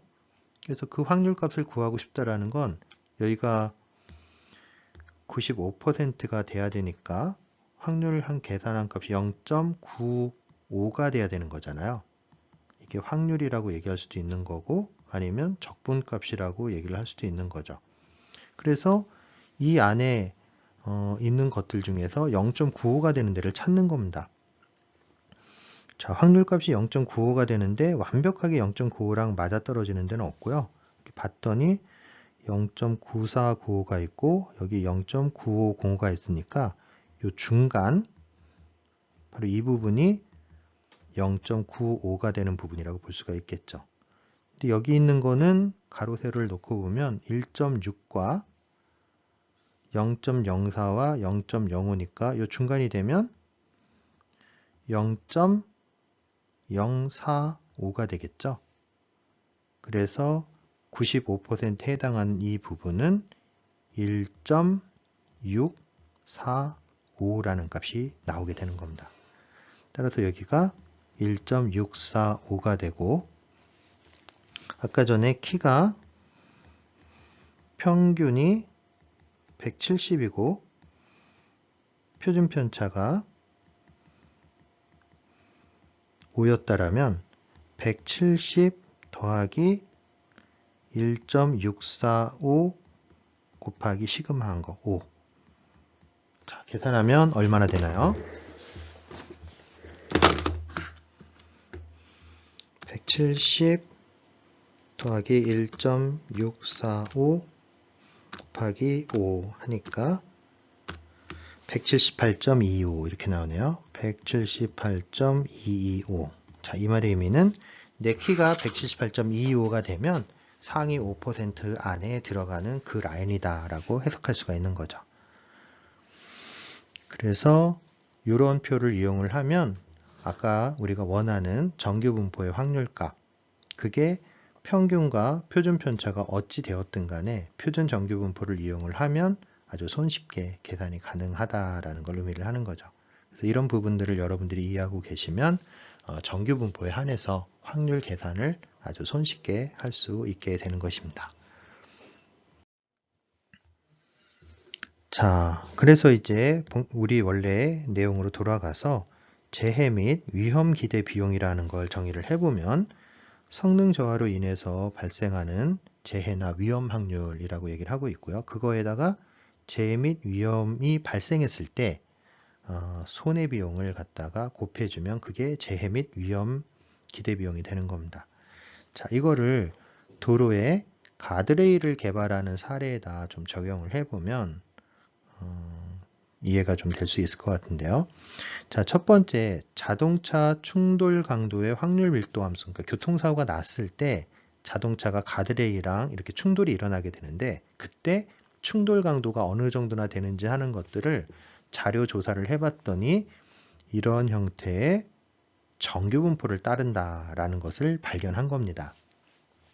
근데 이때 우리가 가드레일을 설계를 하는 두 개의 대안이 있을 수 있는데 하나는 A 형태고 하나는 B 형태예요.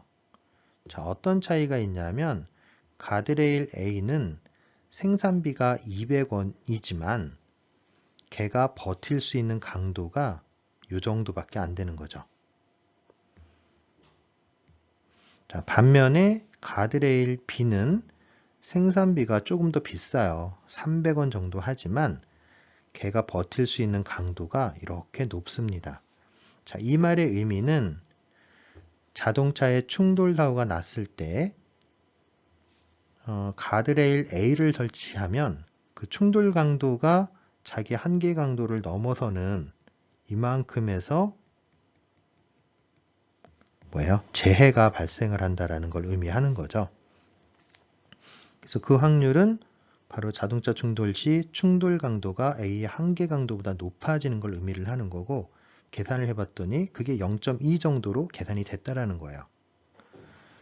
자, 반면에 우리가 가드레일을 B 형태로 설계를 하면 자동차의 충돌 강도가 얼마나 높아져야 되냐면 이만큼 높아져야 한 요 정도 부분, 요 정도 부분에서만 재해가 발생한다라는 거죠. 상대적으로 자동차가 충돌했을 때 충돌 강도가 B 한계 강도를 넘어가야 되니까 확률이 훨씬 더 줄어들게 되는 거죠. 그래서 이때 확률이 예를 들어서 0.05다 하면 결국 이 0.2나 여기 있는 0.05가 의미를 하는 건 각각의 대안 A와 B에 대해서 자동차가 충돌할 때 가드레일 밖으로 튀겨나갈 확률이 되는 겁니다. 자, 그런데 그렇게 가드레일 밖으로 튀어나가게 되면 손해가 얼마나 발생하냐 하면 1,000원 정도의 손해가 발생을 하는 거예요. 자, 이럴 때 가드레일 A로 가는 게 좋겠느냐, B로 가는 게 좋겠느냐라는 걸 오로지 이 재해 및 위험 기대 비용과 플러스 생산비 이 두 개의 합계로서 결정을 한번 해보자라는 거죠. 그래서 가드레일 A에 대해서 총 비용을 뽑았더니 생산 비용 200원. 자, 여기서 온 요 정보죠. 200원. 그리고 손해비용은 여기 있는 1,000원에다가 얘의 확률을 곱한 게 되니까 최종적으로 나온 게 400원이 되겠고요. 가드레일 B도 같은 비용 형태로 형식으로 총 비용을 구해보면 생산비 300원. 자, 요거 그리고 손해비용 1,000원 그리고 발생할 확률이 5%밖에 되지 않죠. 따라서 최종적으로 나오는 비용은 350원이 돼서 가드레일 A는 총 비용이 즉 생애주기 비용이 400원 가드레일 B는 생애주기 비용이 350원이기 때문에 상대적으로 B의 획득 비용이 300원으로 좀 크잖아요. 그럼에도 불구하고 전체 생애주기 비용을 최소화시키는 것은 오히려 획득 비용이 비쌌지만 재해 및 위험 기대 비용이 적은 B 대안이 더 좋은 대안일 수 있다라는 것을 보여주고 있는 것이죠.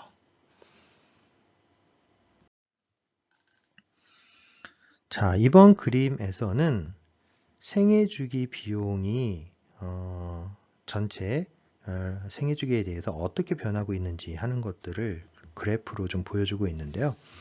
자, 그림의 가로축을 보면 여기 보시는 바와 같이 시스템의 설계 및 개발 단계, 생산 및 구축 단계, 시스템 운영 및 유지 보수 단계, 그리고 뭐 뒤에 가면 이제 폐기 단계가 뒤따라 오겠죠, 그쵸? 그렇게 생애 주기를 가로축에서 보여주고 있고요. 세로축에서는 percent of life cycle cost니까 생애 주기 비용에 대한 비중 또는 비율 이런 것들을 세로축에서 보여주고 있는 거예요. 자, 여기서 봤더니 첫 번째 우리가 해석할 수 있는 그래프가 여기 있는 요 그래프인데요. 생애주기 상에서 뭐 결국에는 이 100%의 비용을 다 쓰게 되겠죠. 그래서 이렇게 만나게 될 텐데 그 비용들을 보면 실제로 설계 단계에서 쓰는 비용은 전체 요 정도, 생산까지 되는데 들어간 비용은 요 정도, 그리고 뭐 운영 및 폐기 이렇게 가는데 들어가서야 이제 100%의 비용이 이렇게 들어간다라는 걸 의미를 하는 거예요. 그래서 이 그래프는 실제 소요 비용을 보여주고 있는 거고, 그래서 상대적으로 설계보다는 생산보다는 운영 단계에서 굉장히 많은 비용들이 소요되고 있다라는 것을 보여주는 그래프가 되겠고요. 자, 두 번째 그래프는 요 놈인데요.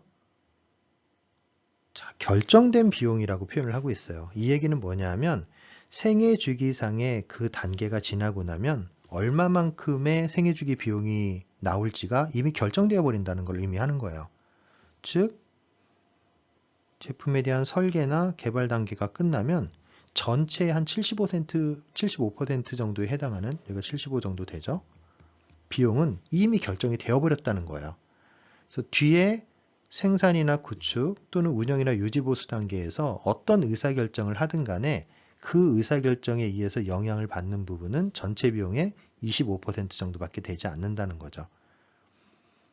거의 대부분의 중요한 결정은 시스템 설계 및 개발 단계에서 다 끝나버렸기 때문에 생애주기상에서 발생한 비용이 이미 다 결정이 되어버렸다는 거예요. 그렇다는 얘기는 시스템 설계 및 개발 단계에서 보다 신중하게 의사결정을 해야 생애주기 비용을 줄어들 기회가 생길 수 있다는 거죠. 자, 세 번째 그래프는 이 결정된 비용 그래프와 완전히 역의 관계를 갖고 있는 그래프인데요. 자, 보시는 바와 같이 이 그래프입니다. 자, 바로 개선 기회를 보여주고 있는 거죠. 프로젝트를 시작하는 시점에서는 개선 기회가 100%예요. 프로젝트가 끝나면 당연히 0%가 되겠죠.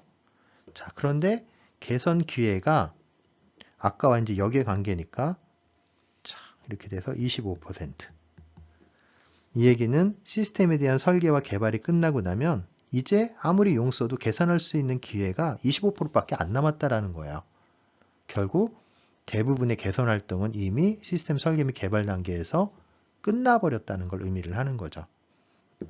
그래서 이 개선 기회는 1 마이너스 결정된 비용, 이렇게 해석이 가능한 거죠. 자, 궁극적으로 여기서 말하려고 하는 게 뭘까요? 대부분의 개선 기회는 어디에 있다? 시스템 설계 및 개발 단계에 있다. 따라서 우리가 에너지를 써야 한다면 최대한 시스템 설계 및 개발 단계에서 에너지를 쓰고 올바른 의사결정을 해내야지만 전체적인 생애 주기 비용을 최소화시킬 수 있다. 뭐 이런 거를 보여주기 위한 그림입니다.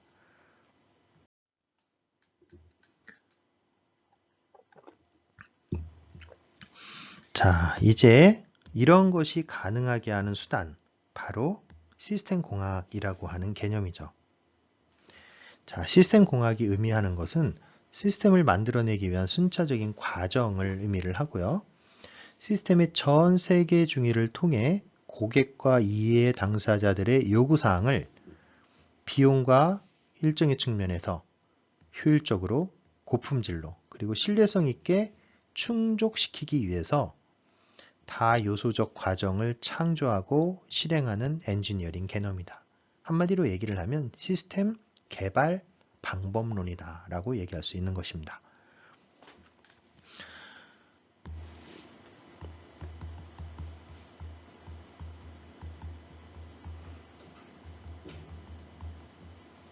이 방법론을 통해서 시스템에 대한 요구사항을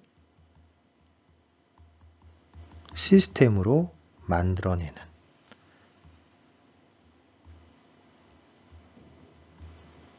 그 과정을 시스템 공학이다라고 이야기하고 있는 것입니다. 이러한 시스템 공학에서는 여러 가지를 강조를 하고 있는데, 첫 번째, 하형식 접근 방법이다. 시스템을 개별적인 구성 요소 레벨이 아니라 전체적인 레벨에서 바라보는 것이 필요하다라는 의미죠. 생애 주기를 지향한다. 시스템 설계, 개발, 생산 및 구축, 분배 및 전개, 운영, 유지 보수 및 지원에 이르는 전 세계 중위에 대한 고려가 필요하다. 단순히 획득만 하고 끝내는 것이 아니라 획득한 이후에 어떻게 운영이 될까 하는 부분들을 종합적으로 고려해야 된다. 초기 시스템 요구사항 정의에 굉장히 중요성을 부여하고 있다. 그래서 추후에 설계 변경이 발생하지 않도록 초기에 명확하게 사용자의 요구사항이 정의될 수 있어야 된다. 왜냐하면 요구사항이 잘못 정의가 된다라고 하는 것은 그로 인해서 잘못된 초기 설계가 되고, 잘못된 초기 설계는 결국 언젠가 생애 주기상의 후행 단계에서 설계 변경을 동반할 수밖에 없다라는 거죠. 그리고 그렇게 설계 변경이 발생하게 되면 궁극적으로 비용의 증가가 발생하기 때문에 그런 일들을 명확하게 사전에 막아야 되는데, 그때 가장 중요한 건 명확하게 요구사항을 정의하는 것이다. 이로부터 시작한다라는 의미가 되겠습니다. 다양한 분야의 연계를 통한 팀 접근 방법이 필요하다.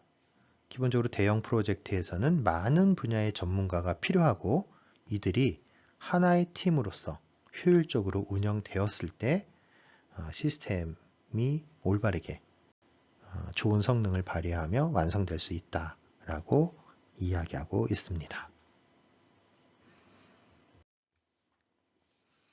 자, 이러한 시스템 공학 절차를 간략하게만 살펴보면 첫 번째 단계가 바로 시스템의 필요성 또는 필요한 기능들을 정의하는 단계입니다.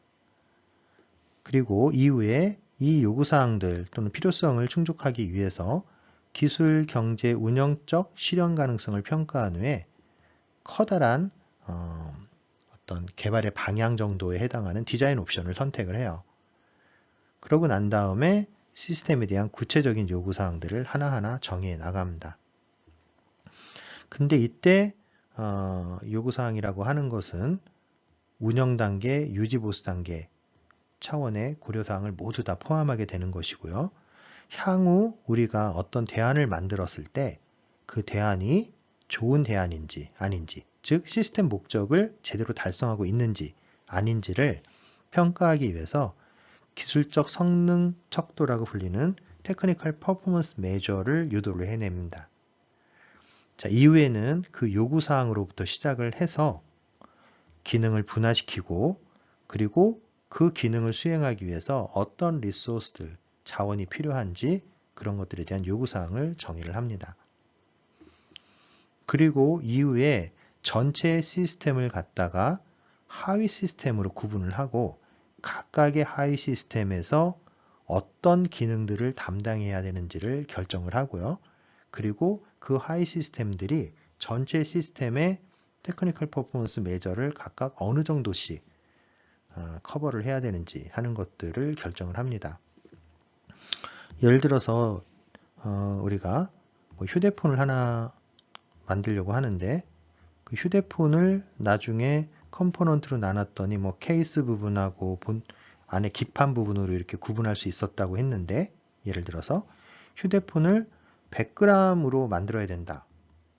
중량을. 그러면 케이스에 50g, 기판의 내부 부속에 50g, 이렇게 설계를 하겠다라고 하면 그게 바로 테크니컬 퍼포먼스를 할당하는 하나의 사례라고 볼 수 있는 겁니다. 자, 그러고 난 다음에는 뭐 이제 케이스와 기판이 뭐 이렇게 있다라고 하면 각각의 시스템에 대해서 설계 대안을 만들고요. 각각의. 그리고 그걸 분석하고 평가해서 각각의 하위 시스템에 대한 최적 대안들을 선정을 합니다. 그리고 난 다음에 하위 시스템의 설계 대안을 통합해서 전체 시스템을 구성을 하고요. 시스템이 완성이 되면 그 시스템을 시험하고 평가를 합니다. 즉 검증 과정을 거치는 거죠. 이후에 양산 시설을 만들어 가지고 시스템을 구축을 하게 되겠고요. 완성된 시스템이 나오면 시스템 운영 및 생애주기 지원을 통해 가지고 원활한 운영이 가능하게끔 만들어 줍니다. 이후 생애주기를 다 하고 나면, 즉 수명을 다 하고 나면 시스템을 폐기하는 절차가 되겠고요. 이러한 사이클이 이렇게 순환적으로 또는 반복적으로 진행이 되면서 고객이 필요한 요구사항을 바로 시스템 엔지니어링을 통해서 뭘로?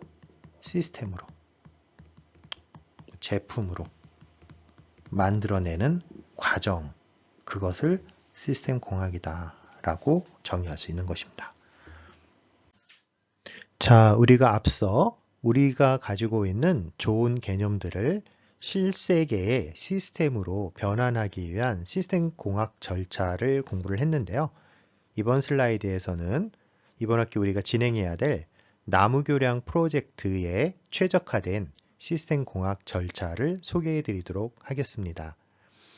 일반적인 시스템 공학 절차는 매우 복잡하지만 우리가 그 모든 절차를 따라갈 수는 없기에 이번 학기에 진행하는 나무교량 프로젝트에서는 총 11개로 간략화되어 있는 시스템 공학 절차를 이용을 할 예정입니다.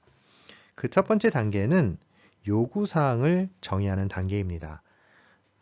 요구사항 정의는 우리가 나무교량 프로젝트에 대해서 이미 아주 스페시픽하게 정해 놓은 부분들이 있기 때문에 이러한 요구사항들을 여러분들이 잘 숙지하는 과정이라고 생각하시면 될 것 같아요.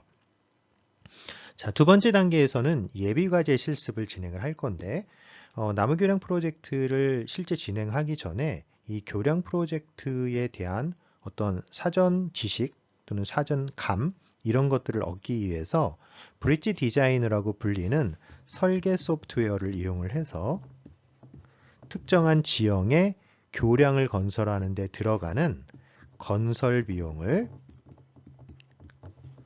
최소화하기 위한 설계 대안을 만드는 실습을 진행할 예정입니다. 그래서 이 예비과제를 실습하고 나면 우리가 이번 학기 나무교량 프로젝트를 어떻게 진행해야 되겠다 또는 설계에 어떤 점을 반영해야 되겠다라고 하는 아이디어를 일부 얻으실 수 있을 것 같아요. 자, 세 번째 단계에서는 앞서 정의된 요구사항을 바탕으로 여러분들의 교량을 어떠한 방향으로 개발해 나갈 것인가 하는 개발 방향을 설정하는 아이디어 도출 단계가 되겠습니다. 3번 아이디어 도출 단계에서 만들어진 여러 아이디어들은 실제 개념 설계를 통해서 설계에 반영이 되게 될 텐데요. 다소 러프했던 아이디어 도출 단계의 여러 개념들을 잘 갈고 다듬어서 개념 설계안으로 만들어내시면 되겠습니다. 자, 이때 개념 설계안은 복수로 만들어질 예정이고요. 그 복수 설계안 중에서 평가를 통해서 가장 적합한 최적안을 한 개 선정을 해서 이후에 보다 자세한 형태의 상세 설계 단계로 진행을 할 예정입니다.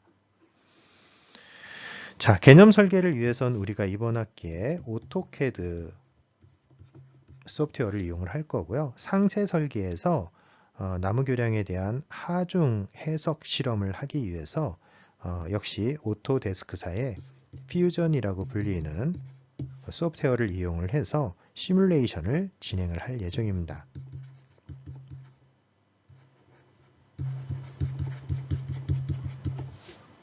자, 이렇게 상세 설계가 끝나고 나면 설계된 대안이 경제적으로 적합한가 좀 더 수정 보완해야 될 부분은 없는가 하는 부분들을 검토하기 위해서 가치공학 단계를 거치게 되겠고요. 이 가치공학 단계를 거치고 나면 조금 더 불합리한 부분들, 부족했던 부분들, 이런 부분들을 일부 개선을 해서 최종 설계안을 만들어내게 됩니다. 자, 이렇게 최종 설계안이 만들어지고 나면 시스템 제작 단계로 넘어가는데요. 만약에 여러분들이 시스템 제작 단계에서 뭔가 설계안에 오류가 생긴다라고 하면 어쩔 수 없이 다시 돌아가서 설계 변경 절차를 거쳐야 되는데, 이렇게 되면 엄청난 에너지가 소비가 될 것입니다.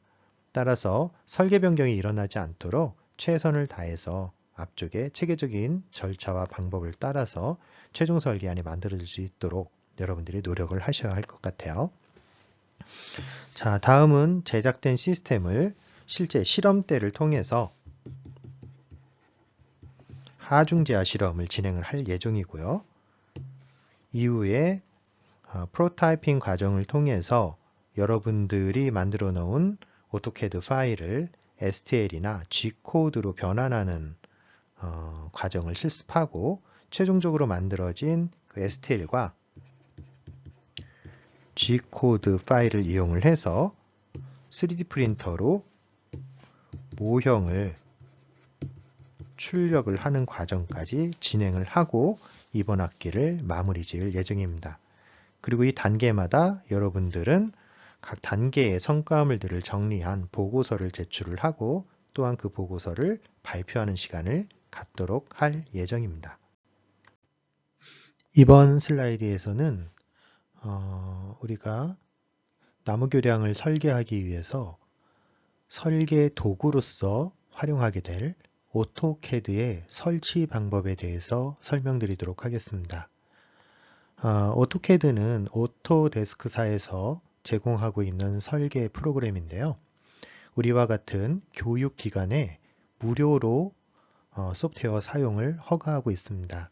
단, 사용하기 전에 우리가 교육기관에 현재 다니고 있다라는 것을 증명하는 과정이 필요한데요. 여러분들과 같은 학생들도 무료 소프트웨어를 다운로드 받기 위해서는 다음과 같은 절차를 따라야만 합니다. 자, 먼저 여러분들 아래에 보이는 URL로 접속을 하게 되면 아래와 같은 화면을 만나게 될 텐데요. 일단 이 화면에서 아래쪽에 보면 동영상 보기라고 하는 부분을 클릭을 하시면 대략 1분 8초 정도 되는 이와 같은 동영상을 시청하게 됩니다.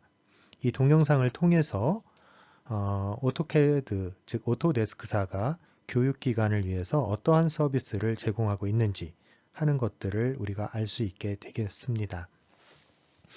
동영상을 시청하고 난 다음에는 오른쪽에 보이시는 제품 받기라고 하는 부분을 클릭을 하시면 다음 단계로 넘어가게 되겠습니다.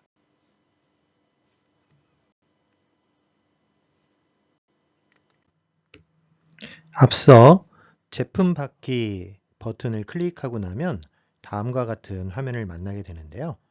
이 화면을 혹시 제대로 만나지 못했다면 위쪽에 있는 이 URL을 이용을 해서 접속을 하시면 됩니다. 자, 이렇게 제품 받기 버튼을 클릭하고 나면 첫 번째로 뜨는 화면이 이 화면인데요. 1번 화면. 이 화면에서 우리가 사용할 소프트웨어는 오토캐드이니까요.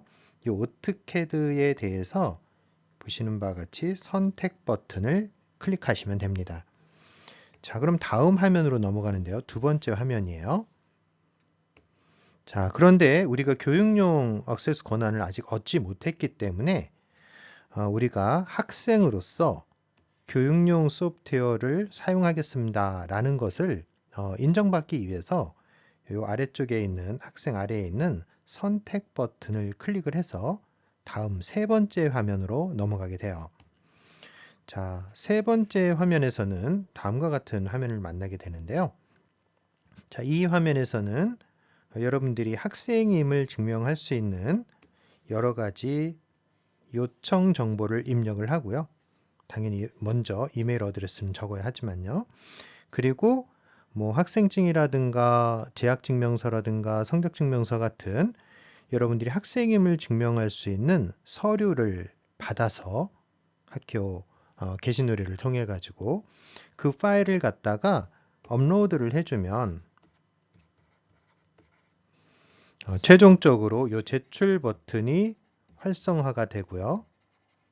제출 버튼을 클릭을 해주시면 한 20분 정도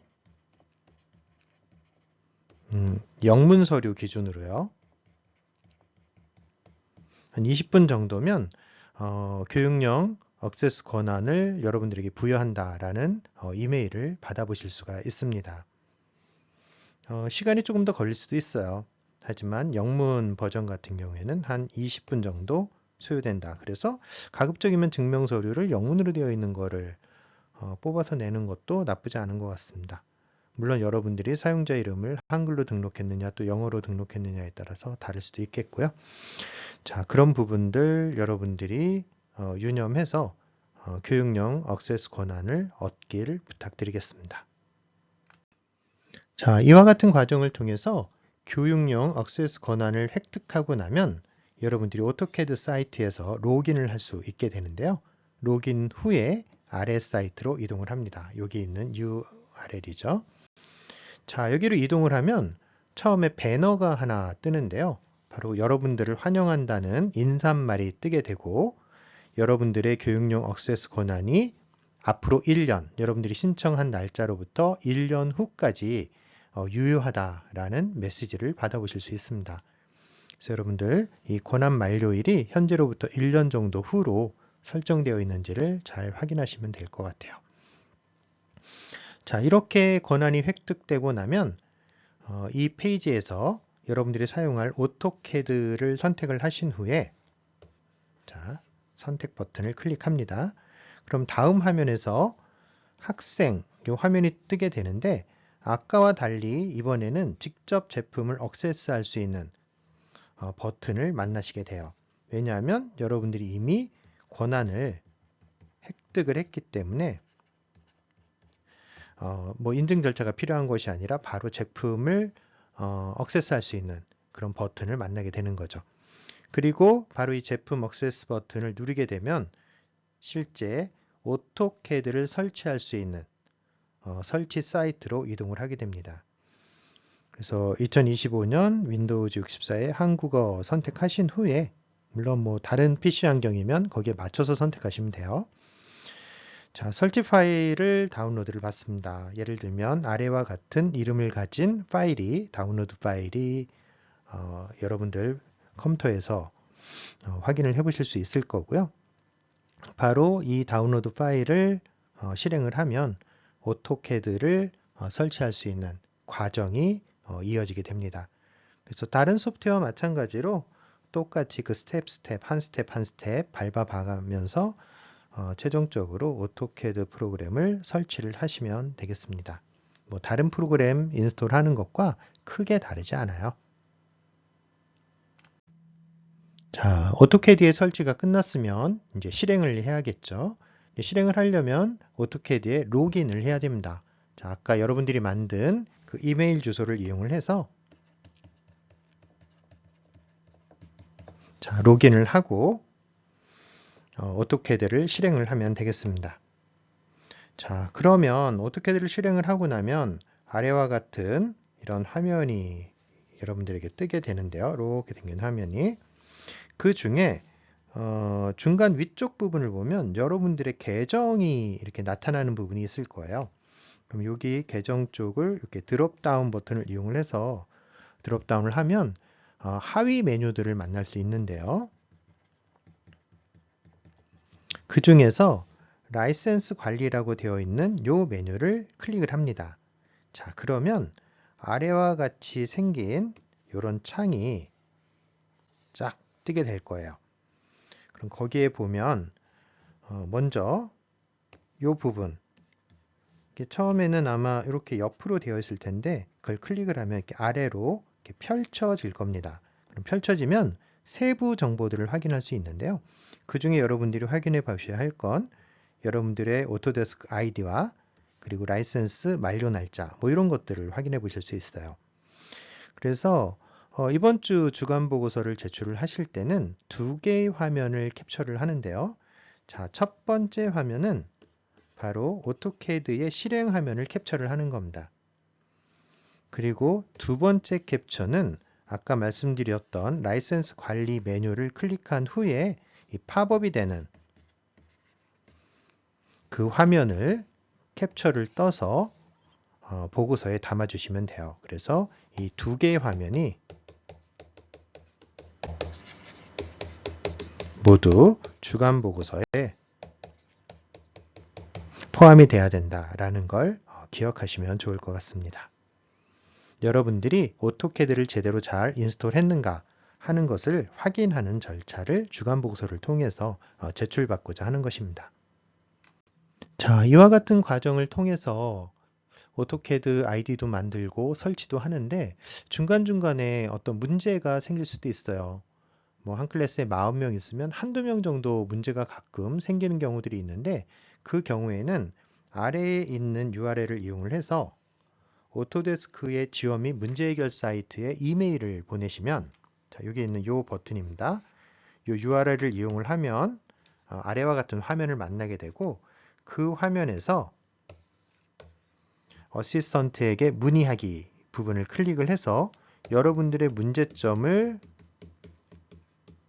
보고하면 거기에 맞는 답변을 받아보실 수 있을 겁니다. 그래서 문제를 해결할 수 있으니까 혹여라도 문제가 생기시는 분들은 이 문제 지원, 문제 해결 사이트를 이용을 해서 여러분들의 어려운 부분들을 해결을 해 보시기 바랍니다. 뭐 대부분의 경우는 잘 되겠지만 혹시라도 안 되는 경우 이 헬프데스크를 이용해 보라고 하는 조언을 드리고 있습니다.